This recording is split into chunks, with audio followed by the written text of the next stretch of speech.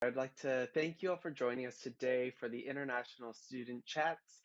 This is a series of panels that we host throughout the year where we get to sit down with international students or graduates and really hear from their perspective about their experiences at Ryerson, focused on certain topics. So as you join us, you'll know that this is really focused on experiential learning.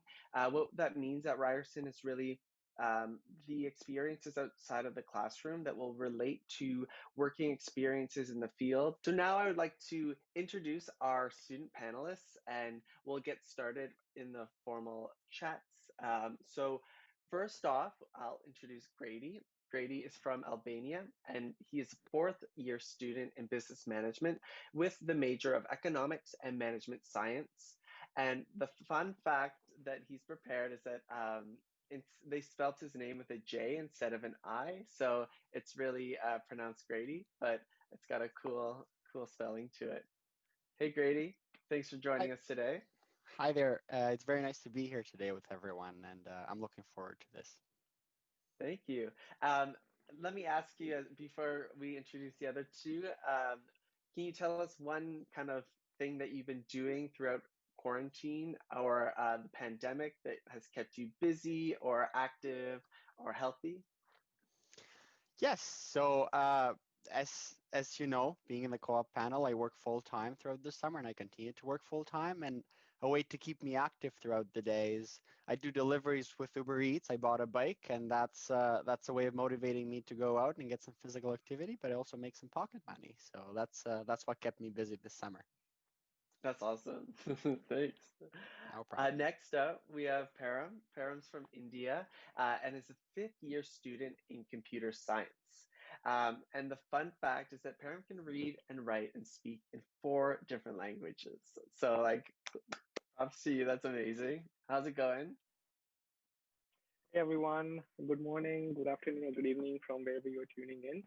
I'm so excited to be here and answer your questions. And thank you for having me. Thanks for joining us. We're really excited to have you. Can you tell us a fun thing that has kept you busy outside of school throughout the pandemic? Yeah, for sure. So, one thing that I have been learning and taking up aside from school is gardening. So this was something that I wasn't, I didn't know anything at all, but quarantine, really made me look into it. So I recently built a patio in my house. So that is something that I have been taking up for the summer, and hopefully, I'll keep learning on the side. And this is something that's been helping me a lot these days. So yeah, gardening and that's something that I took up during the summer and during the quarantine. That's really cool. Hopefully, you'll have lots of things to harvest for your farm to table meals. Yeah, for sure. And last but not least, we have Veronica, who is born in Nigeria, is a graduate of aerospace engineering. And a fun fact for Veronica is that she's lived in a hospital for over a decade. Please give it up for Veronica. Thanks for joining us today. Oh, hi. How are you? I'm okay. Hope everyone is having a great day so far, depending on where you are. Yeah. And yeah, so can you tell us something that's been keeping you busy throughout the pandemic? So, as we all know, or as most people would know, there have been different protests around the world. Black Lives Matter being the most prominent, but me being from Nigeria, we've had a lot of different protests back home. So it's helping remotely and also trying to create support groups for people. Doesn't seem like protests are ending anytime soon. So I think this is probably going to be a spillover to next year as well. That's amazing. That's really important work, and thank you for sharing that. We're gonna start now with the questions. I'm gonna actually exit uh, the presentation so that you'll get to see us a little bit more fulsome. And so the first question that I have for our panelists, I want to ask just if you could briefly describe your program and then just maybe one factor on why you chose Ryerson, why you chose to come to Toronto. Um, Maybe I'll just go in order. So I'll start with Grady. Yeah, for sure. So I'm currently studying, as you mentioned, business management, but I'm within the business management field. I'm majoring in economics and management science, and I'm minoring in finance. I'd say that one of the reasons why I chose this program is because uh, being in business and being in economics, I feel like it's very important to get hands-on learning and field experience during your studies in order to survive this very competitive field once you graduate from university. And Ryerson being in the very heart of downtown Toronto, in the middle of the financial district by Bay Street, literally, helps me quite a bit find my work terms throughout these summers that I have in order to complete my studies in a way that when I graduate, I'm ready to compete with other students from other institutions as well, and maybe have a competitive advantage. So the main reason, long story short, was that being so close to downtown and being so close to the banks and all the financial institutions, I felt like it was a good place for me to go to study business and economics and finance.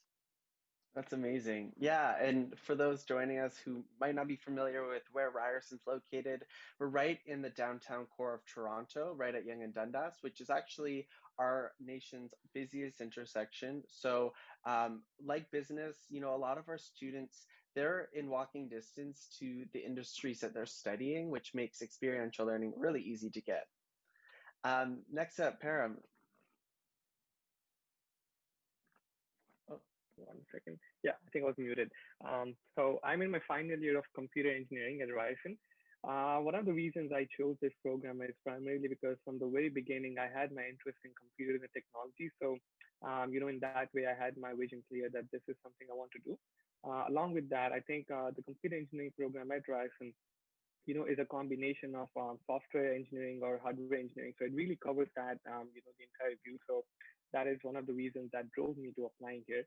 And one of the reasons why I chose Ryerson is, I think, as Grady mentioned, it's the location by far. It sits right in the heart of downtown Toronto. So you have various networking sessions, you have various opportunities where you can go and meet with people from different companies. You can talk to them and you can locate their offices, which is just by walking distance. So I think this, really allowed me to explore various opportunities that lie within, and the amount of networking opportunities that Ryerson gives. So this was definitely one of the primary reasons for why I choose this, and I'm happy with that. It's been giving dividends so far. Amazing. That's awesome. How about you, Veronica? So I'm in aerospace engineering, and that is a very specialized course. So there are only a handful of universities in Canada that actually offer it, and I applied to all of them. The difference with Ryerson is in it's in Toronto, it's downtown Toronto, which coming from Hamilton before Toronto, I knew that I wanted a city that reminds me of home, which is Lagos.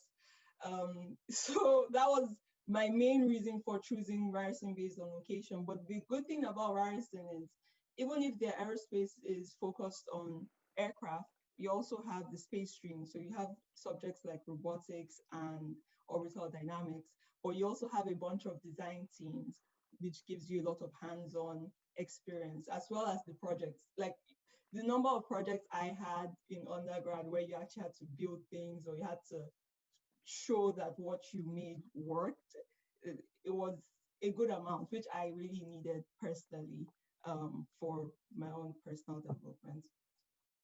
That's great. Yeah, I agree with you.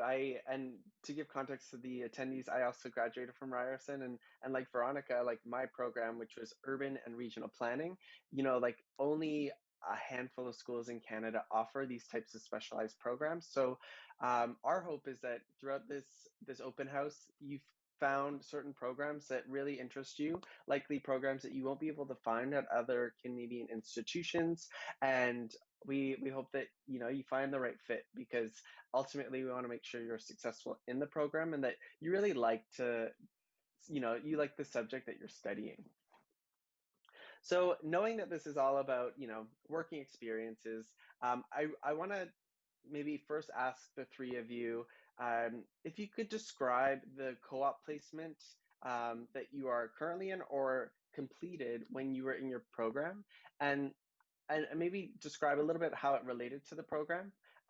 Maybe I'll start with Veronica. We'll go backwards, and yeah, let us know a little bit about your experience, like which placement you did for aerospace.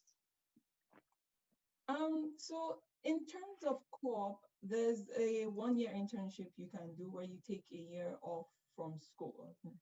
It's part of co-op, but you take a year off from school and you're just in industry. So I worked in a landing gear company, and I worked in their methods and tools. So I was essentially a stress engineer and a programmer at the same time. I was like right in the middle, which was nice for me because I got to experience best of both worlds, more or less. So landing gears, stress engineering, logic and coding really does relate to aerospace engineering, especially aircraft wise. But something else that was very helpful, you might not classify it as co-op, but it is a form of placement, and most people tend to ignore it, is I was a research assistant right before I went into my co-op. So for a year while in school, I was helping research with professors. So not everybody wants to work in industry. Some people just want to research and stay in academia.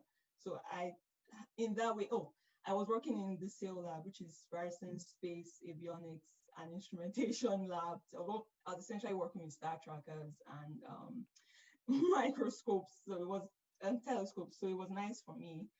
The thing is, for if you want to go into academia, like master's, PhD, if you're thinking about it, it's always good to have both of them in context, both the industry and the research work, because as a research assistant, you end up doing more than you think, and it gives you a kind of backstory of how your thesis might be like, for instance, or how it is working supervised or unsupervised, depending on how you are. Yeah, that's a really good point because I think, um, I mean, nowadays, I think a lot of people go from a bachelor's right into a master's, and it's important to have those research experiences because, you know, it helps inform what types of study really excite you and kind of ignites those passions alongside those working experiences. Param, did you do any research as well as working experiences, or did you just go into the with computer engineering straight into a co-op? In, Muted again. Absolutely. So basically, as Veronica stated, I started during the second year summer, after my second year, the summer of that, I spent it doing research assistant position under a professor at Ryerson. So that's where, I developed all the skills of practical learning and, making different projects. And then I was able to use those skills that I developed at the research assistant position into applying for, co-op and internships in my third year. So particularly for computer engineering department at Ryerson, we have a co-op center, a co-op team that kind of works with you, that allows you to schedule interviews, that will give you the job positions that are listed. So I was given those positions, and then depending on which ones I wanted to apply to, I had a list of them I used to apply, and then the center would actually schedule interviews, and the interviewers would come on campus, and that's how I landed my first co-op job. It was a 16-month co-op position, and I was working at AMD, which is it manufactures GPU and CPU processors. So the games we play, all the graphic cards you see, all the cool graphics. So I was working for that, and one of the reasons why I chose it was, because in school we learn a lot of topics, right? And by doing this internship at a co-op, I was actually able to put those theoretical concepts into use and see, how things relate in a practical purpose, like the things we learn, how do we put them in a practical point of view, right? So it was through that experience, I got a whole point of view of how things work overall and how I was able to use my subjects into practical purposes. So I think that was really beneficial, and not to mention that it adds on to your resume, and you can use that for a full-time job or similar positions afterwards. So that was my experience of co-op at Ryerson, and that's how I went into it, through research position and then into co-op. that's awesome. Thank you. Yeah, and so Grady, I know you're currently in your co-op position. Maybe tell us a little bit about where you're working and how that experience is. For sure. So different from Veronica and Param, I did not focus in academia. I unfortunately didn't do a research position, but I'm looking forward to next year, maybe when I come back to school. The one thing that I did to prepare better for my industry was attending case competitions or conferences throughout different weekends in a way, because being in finance and business and economics, you need some industry knowledge to go into the field before you apply for those jobs, and having these in your resume make you really stand out. So when it was time to apply for co-op, the business program offers a 16-month co-op split or all together amongst different semesters. I applied for it after my second year, got accepted, and started applying for jobs beginning a third year. I was lucky enough to find a job with Ontario Teachers Pension Plan, which manages the teachers here in Ontario, their pensions, and gives it back. So in a way, even though I'm working for an investment institution whatsoever, I'm giving back to the community. I'm giving back to those people who are going to make the future of this country better, in a sense. They're teaching us and they're teaching everyone here. Since I started in May, it's all been virtual, and I've been working as a treasury analyst. So that's been very interesting because I wasn't sure what I wanted to do with my career, as I'm sure most of us. So to all of you who are in the call today, don't freak out if you don't know what you want to do. I know people my age, I know people who are 5 years older than me that still have no idea what they want to do with their lives. So it's all about experimenting and trying as many of these experiential learning experiences as possible to find out what's you're into. Being at Treasury Operations, I've been able to talk to people across various departments about different deals that are happening and find out which areas of finance I like the most. So that's what I've appreciated the most for my current role here. And I'm going in this role up until May of 2021. Good thing about being at Teachers is that I've been involved with multiple outside projects outside of my role as well. So in general, being a co-op student, companies tend to give you a lot of learning experiences, not only focus you in one job and do hard work in a sense, they tend to make you brainstorm and open your mindset in order to find out what you like the most. So that's what I've appreciated about being at OTPP, and that's what I've appreciated about being in co-op. That's awesome. Thank you. Um, I see in the chat, Amina has a question, which was actually the next question I was going to ask. So, Amina, you and I are on the same wavelength. We're wondering, just as an international student, can you name a challenge that you had when securing an international, or so as an international student securing a co-op position? Who would like to start? Maybe Veronica? So being in aerospace, be it aircraft or space specifically, you tend to need security clearances for most of these positions. And you can only go so high as an international student. So the one thing, I guess, that was difficult for me was finding position. I mainly just applied. That's one thing, because even for research roles as well, there's some profs that might be researching things that you technically aren't allowed to help out with, just because of either your citizenship or your current status in the country and the level of security clearance you can get. So that was, I guess, my most difficult part, is finding out that, oh, even if you might be qualified for this, technically you're not allowed to work on this because you can't get some random clearance. But yeah, even at that, even getting the clearance that you can get, it's finding out who can help you with the letters when it's time to apply as well. But that was my main challenge, finding things that I was eligible for, especially with my personal interests. Yeah, I think I didn't even think about that, in terms of clearance. Like, of course, there's the study permit that you have to get, and then beyond that, there's, depending on which field you're studying, like aerospace, which is clearly has a lot of different types of clearances you have to get. That's definitely a challenge that I'm really happy to see that you've overcome. How about you, Param?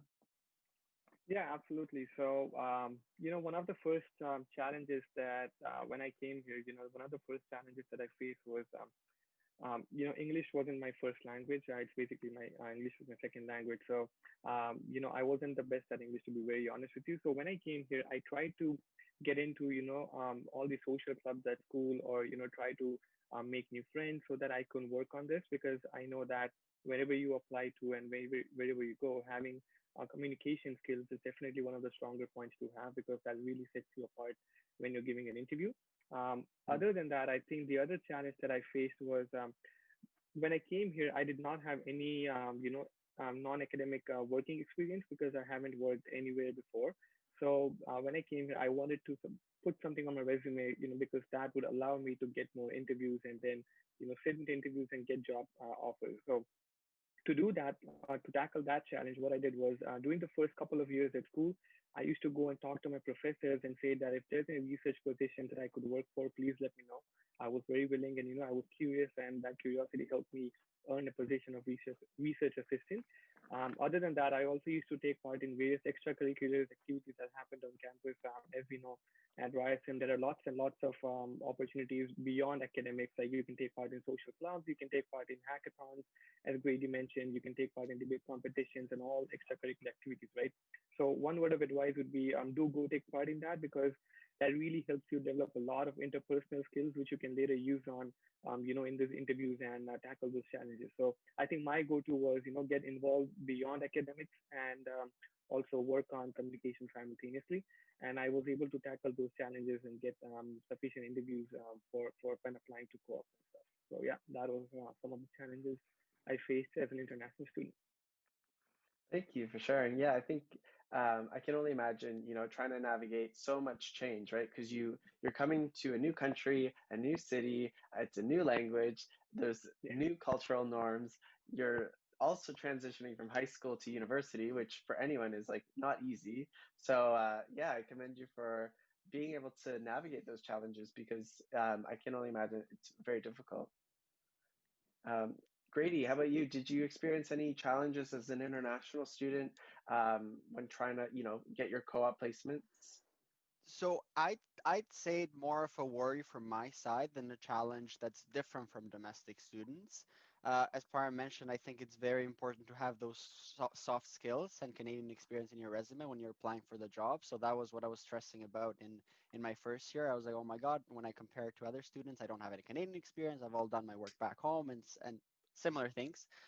So that's why I got into extracurriculars. And lucky for me and lucky for any student nowadays, employers treat extracurriculars just as much value extracurriculars just as much as they value a part-time job because they know they take just as much time. They could be among the timeline of a part-time job, but you don't get paid for it. So it shows even more commitment on your side that you're Mm. trying to join a leadership position whatsoever.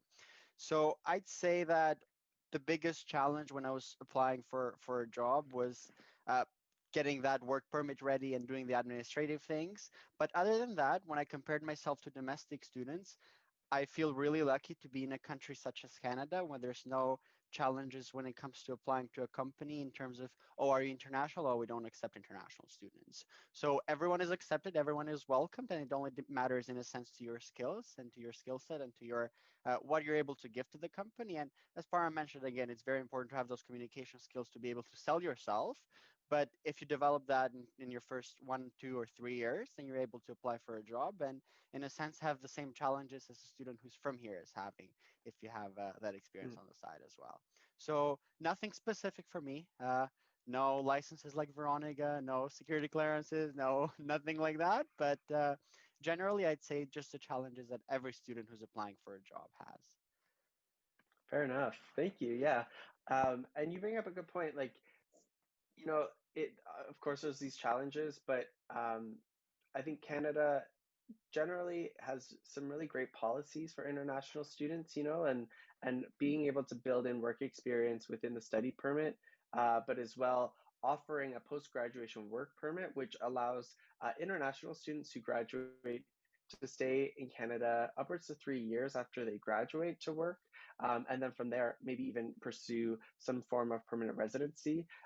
These are programs in place to really help build on that investment that you're making when you commit to an international school because your tuition fees are quite high and you're making a lot of sacrifices, right? You're moving away from home, you're going to be in a new environment. So at Ryerson and in Toronto, from my experience, it's such a diverse place and we have students from all around the world, from so many different cultures. And so I have faith that on campus you'll find hopefully a level of inclusivity that I've experienced, but as well within the working experiences, I hope that you are able to leverage supports to really help further your experience. And that actually leads to my next question. Grady, I know you may have to clock out soon, so Grady has to, go back to work, but I'll ask you first, was there an office at Ryerson that really helped support you in overcoming these challenges? Yeah. So, uh, not to put you guys on the spot, but I'd say the ISS has been International Student Services has been very helpful when I was navigating those administrative challenges when I was first applying for a job. It really was helpful having an advisor there because it avoided me paying some very hefty lawyer fees in order to apply for the permits that I needed. So in a sense, I went and got the support I needed. I applied as per your advice, and then in a sense, I was able to get everything done myself, which I think everyone here is capable of doing. If you go to the ISS and ask a couple of questions, you can set, like, I was able to set multiple appointments with multiple advisors, so that helped me a lot. Another office that was very helpful to me when I was applying for the job, and I'd say it's the main reason why I got the job at the company that I have right now, is the co-op office at Terry Rogers School of Management, the business school. My co-op advisor, who's basically a person who looks over your resume, prepares you for the interview, looks over your cover letter, and helps you write it, uh, was able to help me uh, understand how to sell myself to the company. She was able to bring the best out of me in a sense, and in order to tell me what I need to highlight in order to get this position. And they gave me all the tips and tricks needed to make myself stand out in the interview, but also after at the workplace. So I'd say I attribute most of my success so far to my co-op advisor, just because they've been able to support me in this whole process. And without them, I feel like it'd be very difficult for me to go out of my way and just find a job out of the blue, just straight apply. I needed that support before my work term. That's great. Yeah. And I'll maybe just touch or expand a bit further on what you mentioned about the International Student Support Office. We call them ISS. But what's unique about this office is that the advisors are all legally trained to provide immigration support. So unfortunately, like I can't help a student throughout the study permit application process because I'm not legally trained, but our advisors are, and they can work with international students as soon as you receive an offer of admission. So, apply early. Hopefully, you get your offer early and you can start working on that study permit application so you avoid any types of delays to, coming to Ryerson. And of course, yeah, the co-op office is going to be a really great office for you if you're exploring these working positions. They're bundled in our career office. So even if you're looking at a program without a co-op, but you really want that working experience, our career center will be able to help, sit down with you and try to focus what kind of working experience you're looking for, help build your resume. They also host job fairs on campus. So those are good, resources to explore. Param, did you use the co-op office quite a bit, or did you have other offices helping you when you were applying for these positions? I know you Yeah, I mentioned a think little bit about this. Yeah, I think Grady stole my answers. But during the first couple of years when I came here, I used to go. ISS was the office for me to go to. Any questions I had regarding student permits or let's say health card, or let's say if I don't know anything about that, I would just go to ISS, and they were kind enough to not only answer my questions but also help me navigate through the process and make sure that I'm able to apply successfully for any of the services that I was asking for. So really grateful for that. The other office while applying for co-op was definitely the Career and Co-op Center. So that office not only helped me, tailoring my resume, but also how to make cover letters, or let's say they helped me do mock interviews with them. So that was the first time I was able to professionally practice interview with someone, and not to mention they're all professionally trained. So it was a great experience not only to see what they look for, but also to gain that mentoring knowledge from them. So definitely, I used to go to them, and as Derek, as you mentioned, I used to also attend all the mock series that they used to host, all the workshops.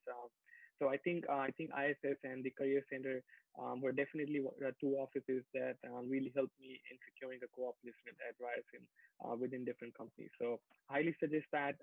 And to be honest, you don't have to go to the co-op center only when you're looking for a job. I say start early. Just start early, start practicing, because you never know how and when it can be useful, right? So I would say that as soon as you come to Ryerson, start nagging them.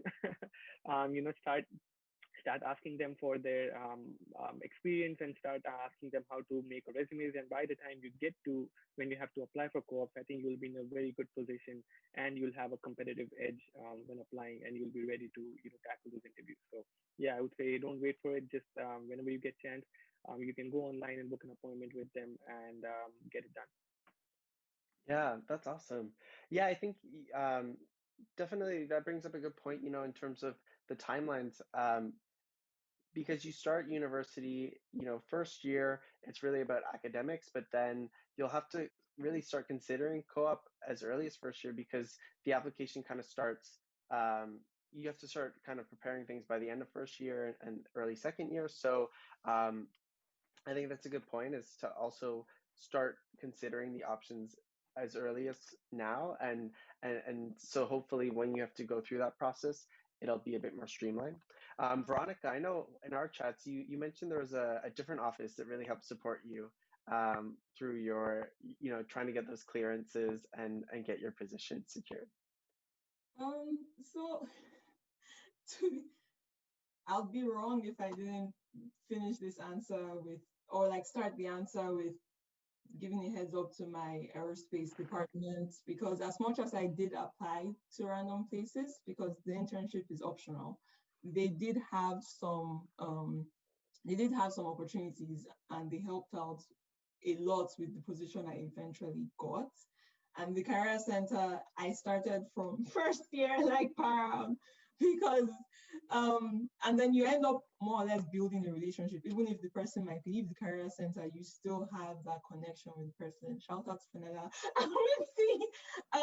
It's them saying, okay, you know what you want to do, even if it changes along the way. Let's build it towards the fact that you're an international student, you're in a specialized course, you might have these challenges which they more or less prepared me for before that. So you're aiming for this type of company, or you should start networking now, or build your networking skills, build this or build that. And in terms of that, you have the networking skills and being thrown into different events more or less, or being advised to go for different events. I met different people, different departments, which eventually helped me when I was applying for my security clearance. Because when I was running around trying to get a letter from the school, I ended up meeting someone from Women in Engineering, Nika, and it was literally you've been like, why do you seem so upset? I thought you'd be happy that you got your core position. Because again, I had already built that relationship from first year because of the different advices that I took from the career center. And I was like, I'm trying to get this letter from the engineering department, but my department is sending me to the ISS, and the ISS send me to the co-op office, but the co-op office doesn't do anything with aerospace. So I've just essentially been going around from office to office. And based on that, she essentially connected me with someone that was helpful. So in this case, it wasn't a department per se. It was more based on, I would say, networking or building relationships with people, because you never know where your help might come from. And I'm not saying build relationships with people because of the help, because at that point in time, for me, most of the relationships that I had prior to that time weren't necessarily work specific. It's, there's women in engineering, there's career support, there's a professor in economics or mechanical engineering who have literally never taught me before, and your peers, of course, from different departments as well. So that, not a specific office, but the general idea is there. Yeah, and that's a great point. Like, I think I experienced this as a student, like there's always a bit of like fear about, going to the office and talking to these staff or your professors. But I think in the case of engineering, you have your first year engineering office, and they're really there to support you through that first year kind of ups and downs. And a lot of other schools, programs at Ryerson do have these. If it's not a first year office, it's a form of like an academic advisor. So it's really good to stay connected. I know it can be, you know, laborsome on your end, but I think it can really help, not only for working experiences, but other opportunities, or if you are going through hardship, these are people who hopefully can connect you to the right people on campus. Which kind of brings me to Amina's question.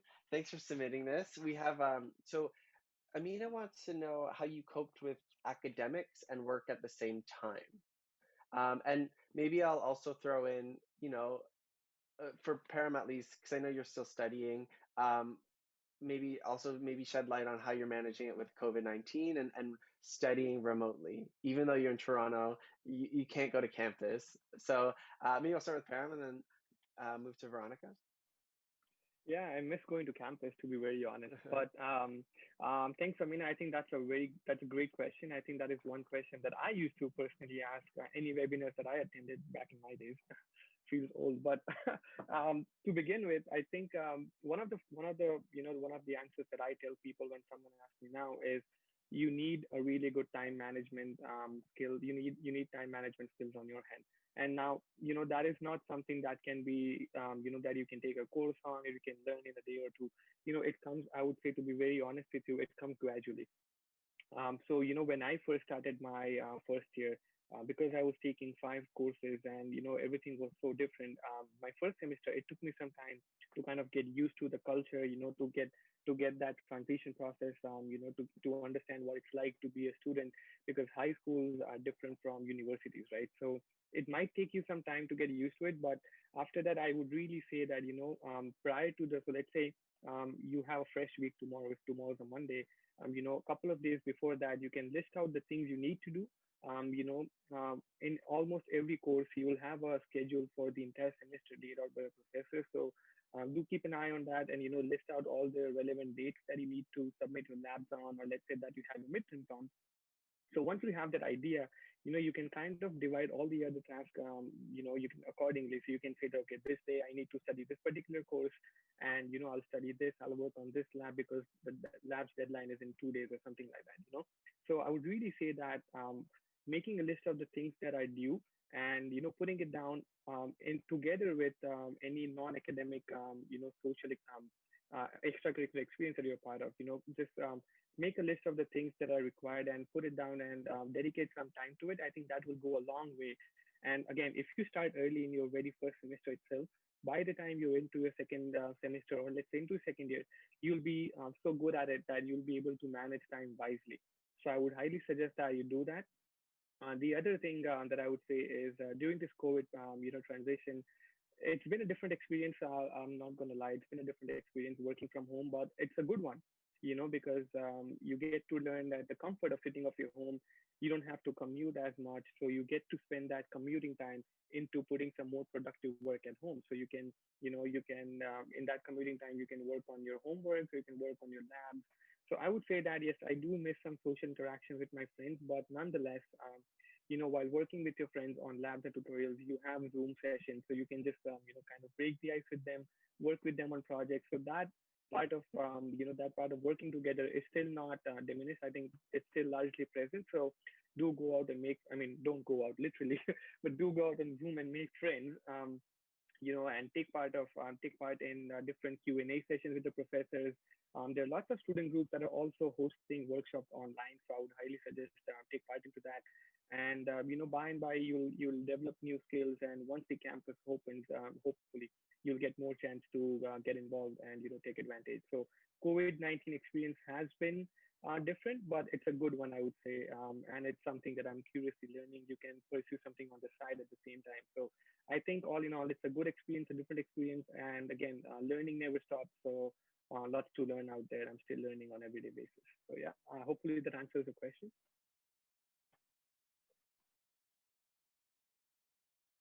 I muted myself. Sorry.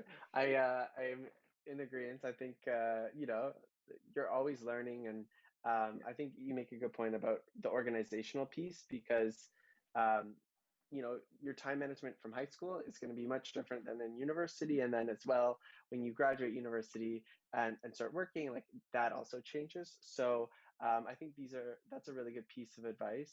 How about you, Veronica? What was yeah, like what was it like managing your co-op position in school? And do you have any advice for our students tuning in today? Um, okay, so my actual internship year, thankfully, I wasn't in school for that.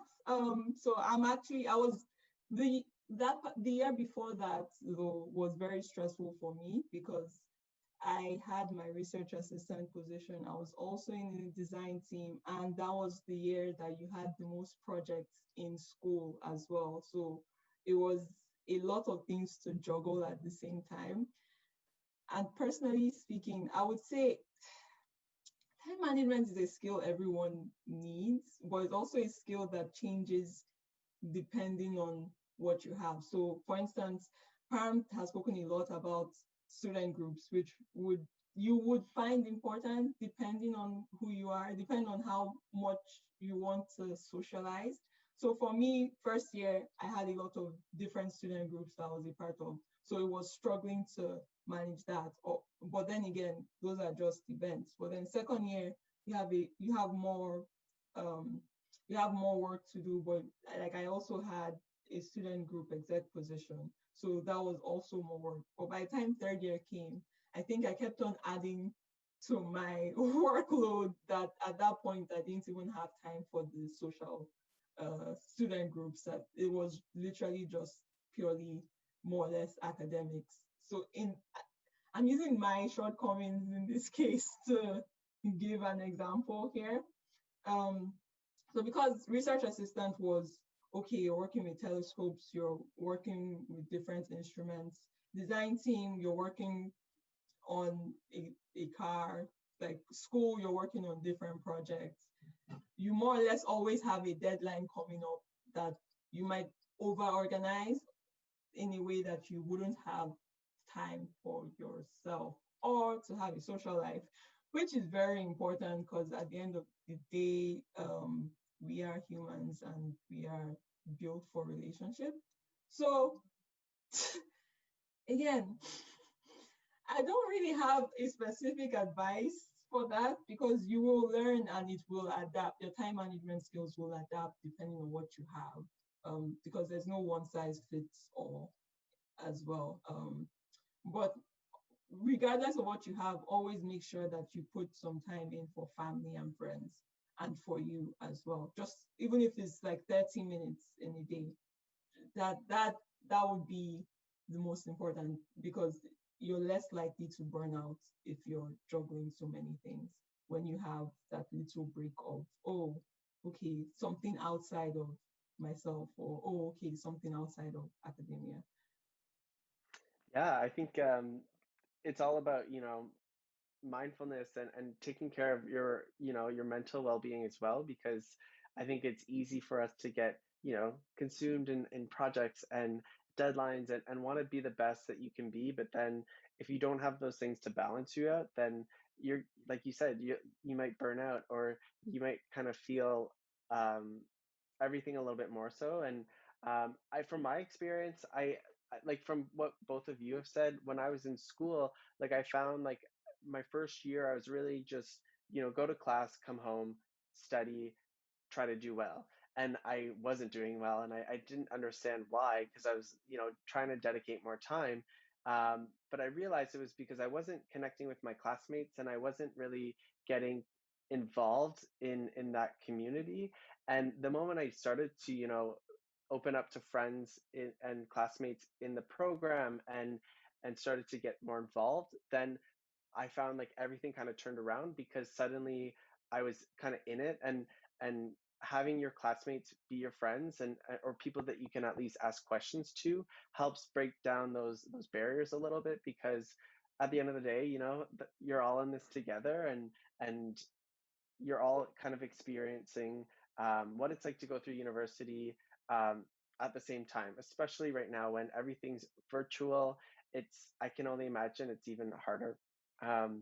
So I want to thank you all for joining us. This was a really fun chat to hear from your experiences. Is there any last parting words you'd like to give the students? Any maybe just words of encouragement throughout, studying virtually and applying to universities this for fall 2021? Start with Veronica. Um, I'd say okay, I think I mentioned this earlier, or it has been mentioned a lot over the course of this session. Your network is your net worth. So I'm not necessarily saying, oh, you need to network with people in your industry, or you need to meet every single one of your professors.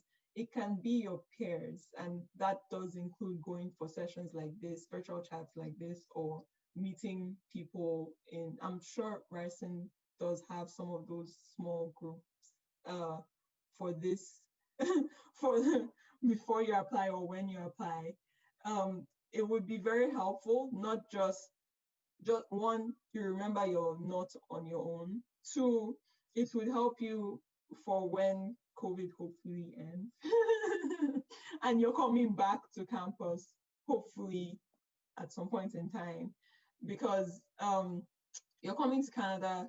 It might be a new country, but Toronto might also be, depending on where you are, a new scene for you. And as an international student, you would need your network as your support system, whether it's friends or casual colleagues or peers or professors to help you out when you're struggling with something, or random people that you meet from random departments. Your network is not just your net worth, but also your support system as well. So I would say, while you're applying, while you're looking, also try and get into some of the little social events that they might put forward. So you see, one, you get to meet new people. Two, you get to play a lot of fun games, but also you build that support system almost before you get here. I love that. Your network is your net worth. That's really great. Thank you. How about you, Perrin? Any last parting words for our students joining us today?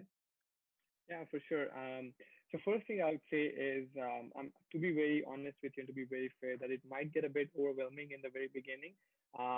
So that's completely normal. I think we've all faced that. But at the same time, I also say that this will be by far one of the best experience you'll have during the 4 years of university, because everything's so new, and if you're curious like me, you'll try to find what's this about, what is that about. So if you do that, do not hesitate to ask questions, because I can assure you one thing, that everyone at Ryerson here is super friendly. So do not hesitate to ask any questions that you need, and be aware of the support systems you have at school. The ISS, as we mentioned during the talk, or let's say the Career and Co-op Center. There's also one other program called Try Mentoring Program. So be vocal about it. Try to ask questions if something's not clear, and really take your time to get used to this process, and try to and once you start university, you'll get lots of emails from different groups, different centers at Ryerson. So really, try to look into that and see what this is all about, right? Because you can learn a lot, and during this process, you'll be able to network a lot too. So do not hesitate. If you have anything, just ask away and try to get as much as you can. And I would just say that between starting your university and your end of high school, if you have some time, I would say that just take up any skill, and try to do some online courses on that, because it's never not a right time to gain any amount of skills.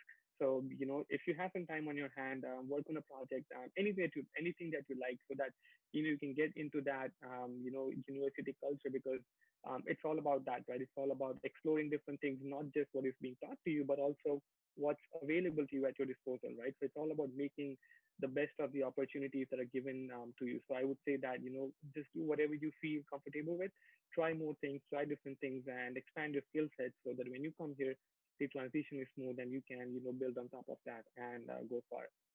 I wish you all the best, and I hope you have a good experience.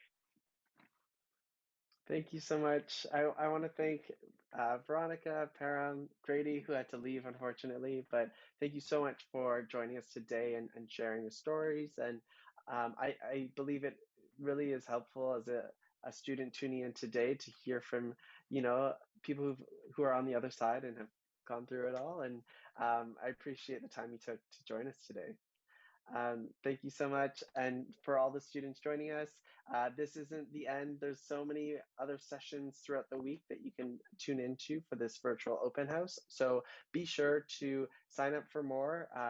It goes until Friday. And then if you're hoping to do or tune into other international focused webinars, do check out our website, which I'll post into the chat, as we have some awesome ways to connect with our team, the International Enrollment Office.